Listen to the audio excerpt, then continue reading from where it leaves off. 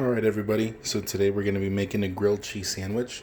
And so I make grilled cheese sandwiches with garlic and with special kind of bread, so you guys can follow along. But just remember that when you usually do this, you can use whatever kind of bread you want. If you want any kind of lunch meat or any kind of cheese, you can really do it with whatever you have at your house.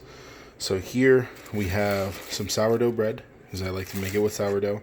I use garlic salt in mine, and I'll show you how to do that later if that's something that you'd like to do. We have Hillshire Farms. We have the honey ham. I think that's what's in there right now.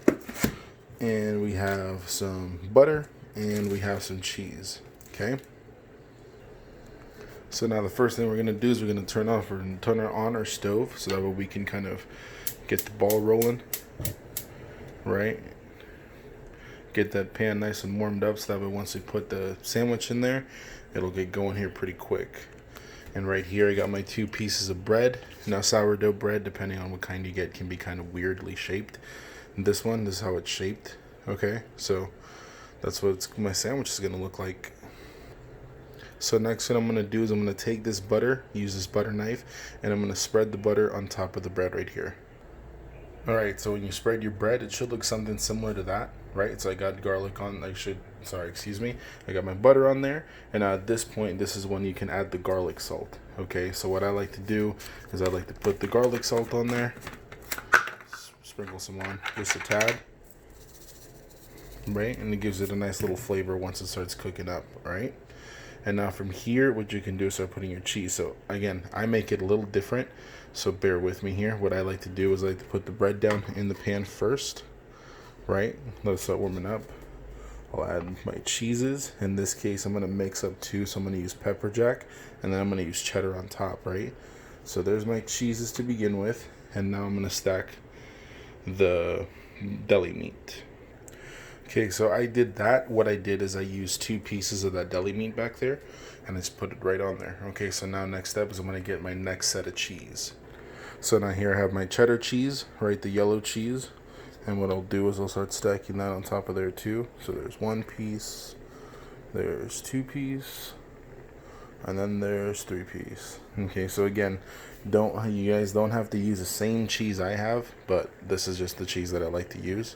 Okay, and last but not least, I'm going to butter that last piece of bread. I almost forgot to add my secret ingredient, which is the garlic salt.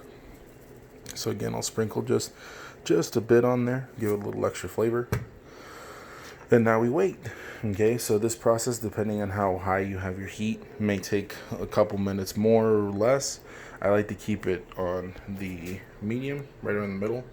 Okay, so that way it'll cook a little bit slower than normal.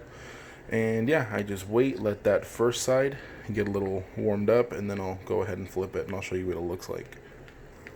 Here's a smart idea for while you're waiting for your sandwich to kind of start warming up and grilling.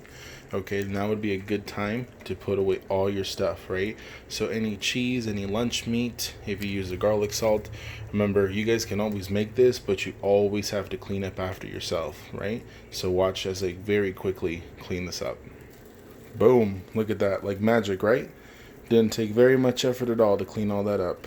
Forgot about the bread, but we'll get to that in a minute. Okay, so now we're going to flip this thing over and see what our grilled cheese is looking like so far. So I just flipped it over. I think I might have flipped it over a little too soon because it's not too like crisped up, but nonetheless you can always flip it over again and continue crisping. But can you guys hear it sizzling? Alright, so that's a good sign, right? That means that it's cooking if you can hear that nice sizzle. Okay. Alright, so we'll check back in just a few seconds and we'll see how we're doing. Alright, so it's been about a minute and a half since I laid it on there. Okay, so let's see if it's gotten any more crispy when I flip it over.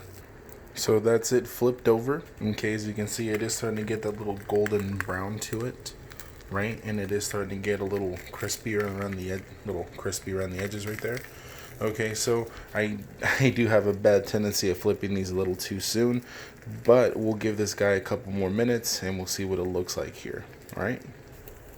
Alright, so I just flipped it over once more, and now you can really tell that it's getting crispy, okay? So again, everyone has their own personal preference. I actually like it being just a little charred like this. I personally think I think it makes it taste better, honestly. but it's up to you. You can leave it soft, you can leave it a little bit crunchier like this. Again, I like to have it crunchy, but at this point, this side's pretty much done for me, and the other side's gonna get done pretty quick. So now I'll turn off the flame, right? So that way it doesn't get overcooked or burnt or anything. Give it a few more seconds to kind of char there at the bottom as well, and then I'll take it out and put on my plate. All right, you hear that? It's definitely going now. All right, so now I'm gonna take my sandwich out, put my spatula right underneath it, and put that bad boy right on my plate. Okay, so now we're ready to go, and now we're ready to eat.